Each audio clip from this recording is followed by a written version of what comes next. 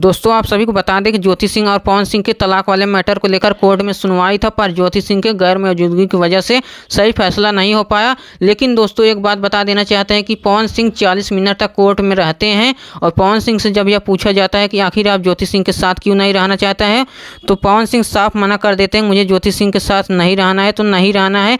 ज्योति सिंह मुझसे जितना चाहे उतना पैसा ले ले, लेकिन मैं ज्योति सिंह के साथ नहीं रहना चाहता हूँ। और जब ज्योति सिंह के वकील से पूछा जाता है कि आखिर ज्योति सिंह क्या चाहती हैं, तो ज्योति सिंह के वकील बोलते हैं कि ज्योति सिंह का मांग है कि या तो पवन सिंह उनके साथ रहें, या तो पवन सिंह अगर साथ नहीं रहना चाहते तो उनको 10 करोड़ रुपये दे दें और एक मकान दे दे, तो पवन सिंह का साथ छोड़ देंगे ज्योति सिंह। बाकी दोस्तों आप सभी को एक बात बता देना चाहते हैं कि इस मैटर को लेकर 5 मई को फिर से सुनवाई होने वाला है। अब अगले सुनवाई में देखिए पवन सिंह ज्योति सिंह दोनों पहुंचते हैं, दोनों में से कोई नहीं पहुंचते हैं। अगर दोनों एक साथ पहुंच जाते हैं तो मामला एकदम से सुलह हो जाएगा, यह तो सच है।